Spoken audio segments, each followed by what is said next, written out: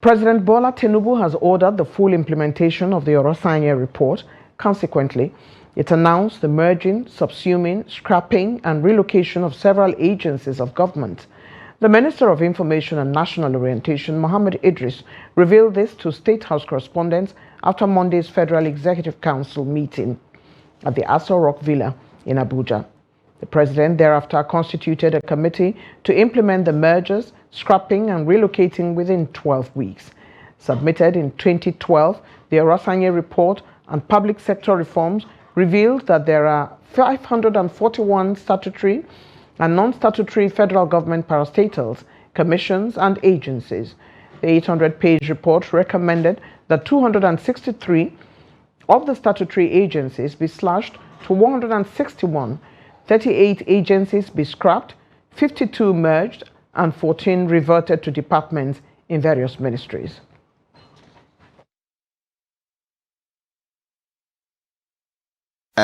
Details as what this entails, but it is important to note that the fact that the Oronsaye report has been approved and adopted by Council today does not mean that people will lose their jobs.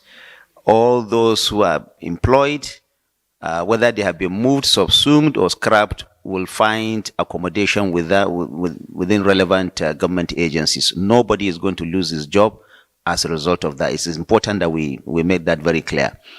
Again, apart from the Oronsaye report, there is also a decision taken by Council today.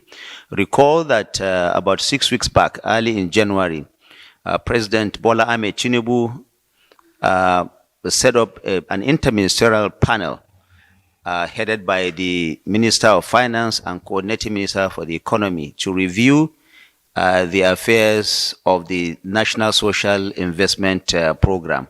Today, the committee has finished its job. About 6 ministers are involved. Like I said, the Minister of Finance and the Coordinating Minister of the Economy is the chairman. It had the Minister of Health, Minister of Budget and National Planning, Minister of Information and National Orientation, Minister of Communication and Digital Economy, and the Honorable Minister of State for Youth. They were all members of that committee. All of them served in that committee, and the report has been submitted. An interim report, actually, a final one is going to go to Mr. President. It has been submitted today, considered by Council, and submitted to the President. I will now call on the Honorable Minister of Finance and the Coordinating Minister of the Economy to discuss some of those aspects that were discussed today that are of relevance to Nigerians to know.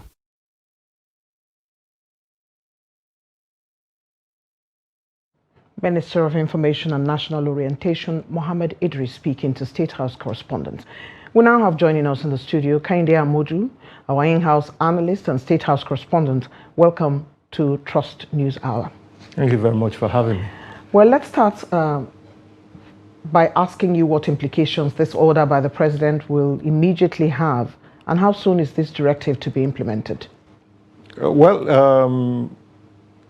This is not a new report.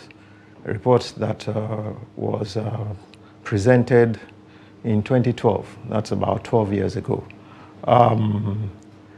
Now, as it is the way of government, after this report, after this directive, there's going to be a committee that will be set up to review the report and see what is immediately implementable. And then what will be implemented later on.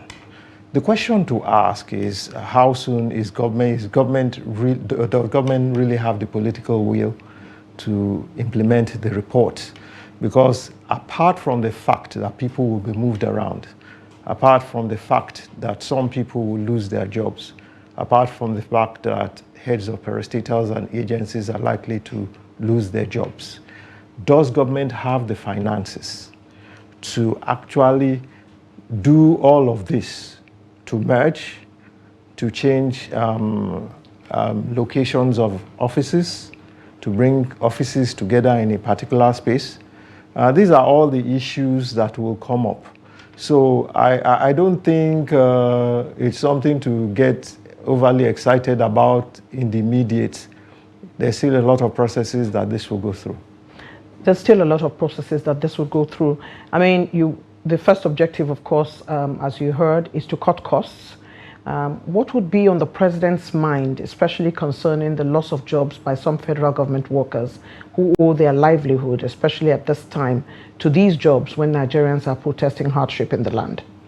Well, I think, and this is a personal opinion, that the president, does the president have the political will to do so? I believe that he does, as has been shown in his implementation of reform of the economy.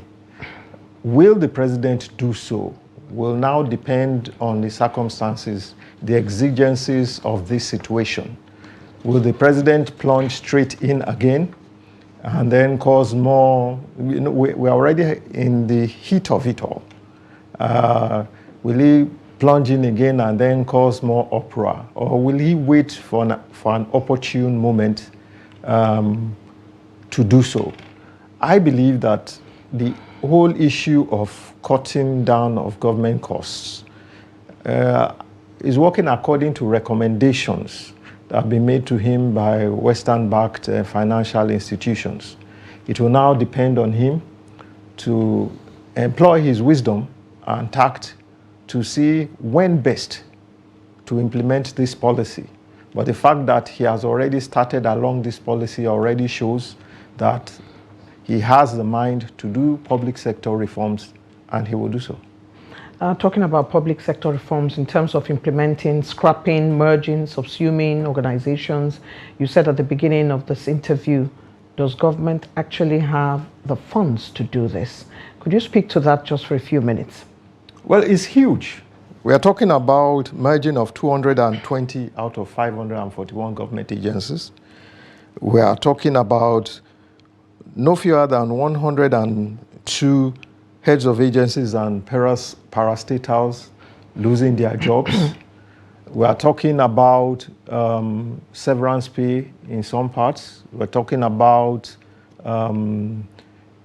buildings, government cost of movement. Like, for instance, the people that have been moved within the central bank to Lagos now would have, according to civil service rules, would have to have relocation allowances. And those are all things that will have to come out of the already lean budget of government.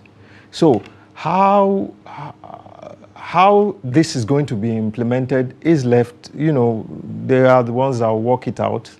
But I don't think in the immediate that government has the funds to do this in the immediate. It might now be a policy that will be implemented in phases. But that would probably be the most advisable way to go. Public sector reforms and the Oronsaye report. We thank you for speaking with us. There we have Kehinde Amodu, our in-house analyst and State House correspondent, speaking to us about President Tinubu ordering a full implementation of the Oronsaye report.